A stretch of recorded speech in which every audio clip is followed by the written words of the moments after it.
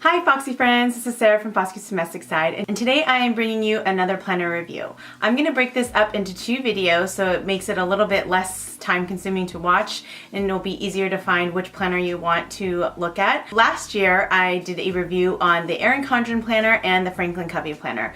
I will link that right here so you can see how I felt about those. I also did a review on those midway through the year to show you how I was using it and how I thought it was working out. This year I decided to go completely different and try two new planners. I can't tell you how much anxiety I had over this. I have been using the Franklin planner for 22 years or something like that. I've been using it for a really long time. So it's really hard for me to stray from using the Franklin planner, but I felt like the Franklin planner wasn't working for me. What I really like in a planner is having in the month layout, I like having a box that has no lines. I don't want them to dictate how small or big that I can write by having lines in it.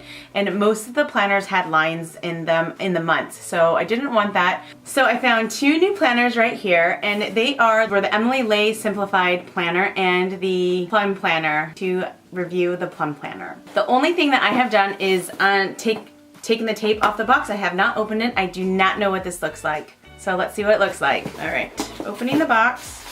It has bubble wrap in it, and then there is a card about their planners, how to use them, and then they give you a sample of the paper here, and you can try and rip it. So I cannot rip this at all. So it's just giving me, it says water resistant, tear proof, rigid, and sturdy. Sample, try me. So that's really cool that you can try and test it out without actually having to test it on your planner. All right.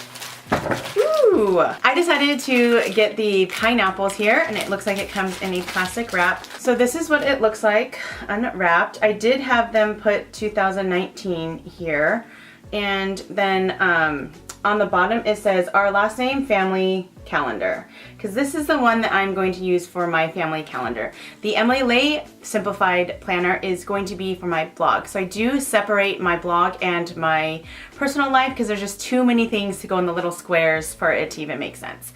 The reason why I liked this Plum Planner was that it's super customizable and it was a really good price. I think I paid, I want to say like $36 or $40, and it was completely customizable. So let's get started to what's inside the planner. This is the Plum Planner. I have this covered right here because that is our last name, and you guys don't need to see what that is. It says family calendar. I did choose the pineapples, and I did have this put up here. You can choose what you want, and you can customize this whole thing. So you could have done a band right here with what you wanted, but I kind of wanted to be subtle at the bottom. But you could choose right here where you wanted the date and what date you wanted. So I picked 2019 because it is 2019. So let's open it up.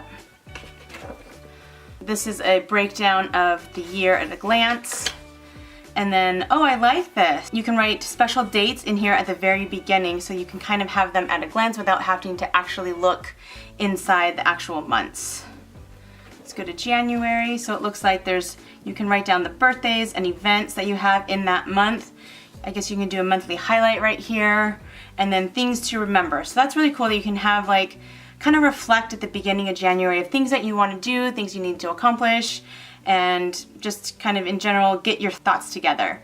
This is going to be our family planner, and then the beginning of January has a page of notes before you get to the month. I do prefer that when you switch over like this, that it's the calendar itself. You don't have to flip a page, but you know, what can you do? So that is this, and then it has February down here. This is January, obviously, and there's a February down here so that you can see what it is in the next month and the days instead of having to flip to that page, which I really like. And the boxes are pretty big, and there's what I really like about this planner is that there's no lines. That's the one thing that I wanted in a planner, was that there was no lines inside the box, so that I could write as little or as big as I wanted to get things done. So here's February. It looks like the winter months are purple. And then we go to oranges, and then greens, different shades of green. So that's that. And so at the very end of this book, and the reason why I picked this book was because you could customize the end. Like I said before, you could customize the end. I picked brainstorming, so I could brainstorm ideas, mostly sometimes for the blog.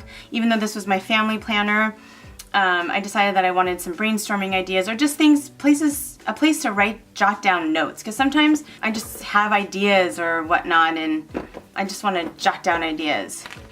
After the calendar, you turn the next page and you get some notes that you want to write for the day, and I could have customized everything in here. So I could have put like a quote here or put something in this box, and I could have put titles right here. I didn't know how I was going to use this. I knew it was a family planner, but I didn't know how exactly I was going to use it, so I didn't write anything. So you could have done grocery shopping, or you could have written anything you wanted on this, but actually I think that kind of grocery shopping would have been good. Or maybe you want a budget, so you can write budget there. So if you know how you're going to use these two columns, you could have customized them and put the actual words up here. So you did have to do that in every single month and every single week. So you couldn't do, you know, one category here for certain months and other months do different ones. It had to be the same one.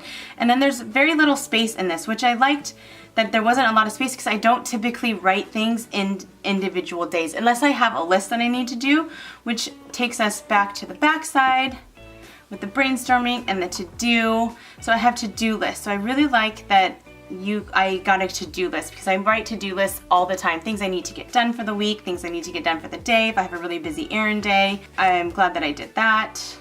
I ended up getting 20 pages of this, I believe.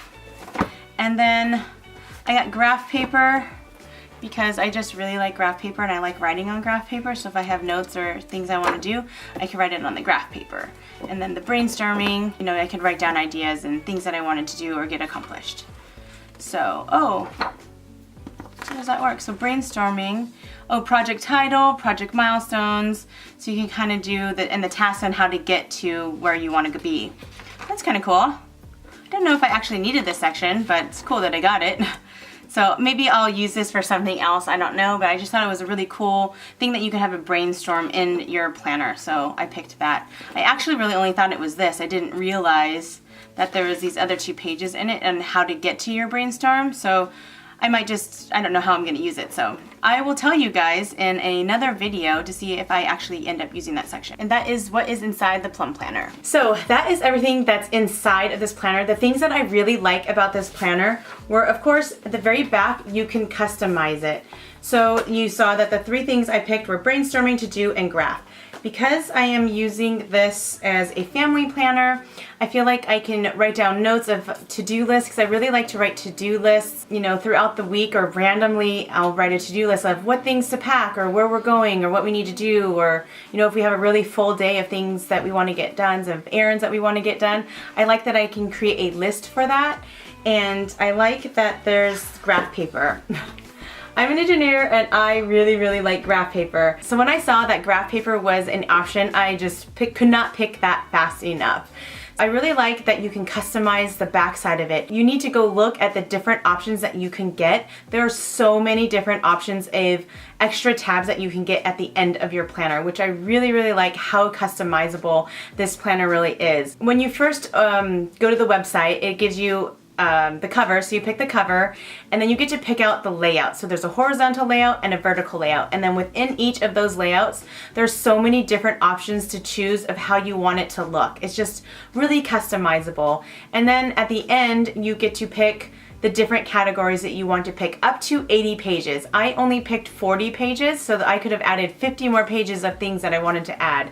But there's budgeting and blogging and social media, and I can't even list all of the things. There's probably 50 or 60 different categories that you could add to the end of your book, which I think is really, really cool. Those are the things that I really, really love about this Plum Planner. I will come back mid-year and give you a review of how I'm liking the planner once I start using it, and let's see how I'm using it and see how I'm liking it, and I will show you and tell you everything about that in a few months. If you like this video, give it a thumbs up. Thanks for watching, and I'll see you next time. Bye!